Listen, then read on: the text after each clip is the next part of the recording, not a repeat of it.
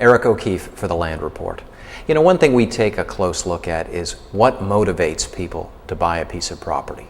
Now, quite often, it's just enjoyment. They're out looking for a great piece of hunting land or a blue ribbon trout stream. Obviously, there are people who are interested in retirement. They like a lot of those same attributes, but instead of a certain season, what they're thinking about is a lifetime on a piece of property. More and more people are starting to follow the leads of the major institutional investors who are looking not only at those attributes, but they're also looking at return on investment. And when you're looking for return on investment, where do they look? They look at timberland. Timberland has seen an exponential growth in the amount of money that's been invested in it. I'll give you this simple figure.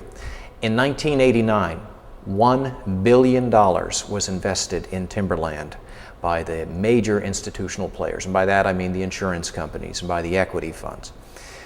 20 years later, it has grown to $20 billion. That's a 20-fold increase. And one of the major reasons is because there's a lot more timberland on the market now.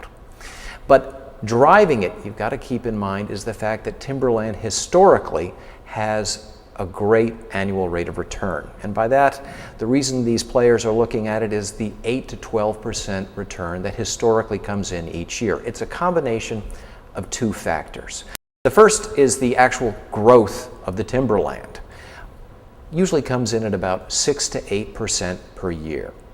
The second one is not so easily detected. It's the increase in the price of timber, and it's also the increase in inflation. So if you put those two factors together, the growth of the timberland with the price increases, you get a return in the 8 to 12% rate on a typical average year. That's one reason that major equity players are attracted to timberland. How about another reason? The stability of timber. It grows year in, year out. Does it require high-priced MBAs? No. Does it require unionized labor? No. Does it respond when there are election cycles, or there are problems in the Middle East, or the Federal Reserve raises rates? No, not at all. Mother Nature continues to grow at that 6 to 8% rate per year, year in, year out. There are a lot of other attributes that make timberland a very attractive investment. And to give you a few of them, number one, it diversifies a portfolio in ways that equities or even debt would not. Secondly, it's relatively low risk. Think about this with timberland.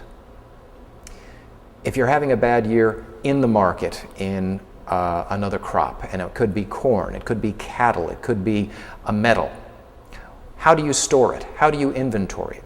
There's a cost associated with it. Obviously, you have to keep feeding your cattle, for instance. With timberland, you just leave it right on the stump, and it sits there for another year, actually gaining value because the older and the more mature the trees are, the more valuable they are on the market. I'll throw out a few other aspects to timberland that's interesting. Number one, to me, it's a cash crop. It's the largest cash crop in the United States, and that means you get an agricultural exemption when you're growing timberland on your property. Lowers your property taxes right off. How about another taxable consideration? Growing timber is a multi-year process. That means when it's harvested and you generate that revenue, it's taxed as a capital gain, not as personal income tax. Another major distinction there. That's why more and more people are looking to timberland for the reasons I've talked about from an investment standpoint. It can obviously be used also from the enjoyment standpoint or as a possible retirement possibility. Timberland has a lot of different uses and a lot of different values, and more people are taking a closer look at it. So when you're going out and looking at property, consider timberland. You'll be in good company. For the Land Report, I'm Eric O'Keefe. Remember, buy land, they're not making it anymore.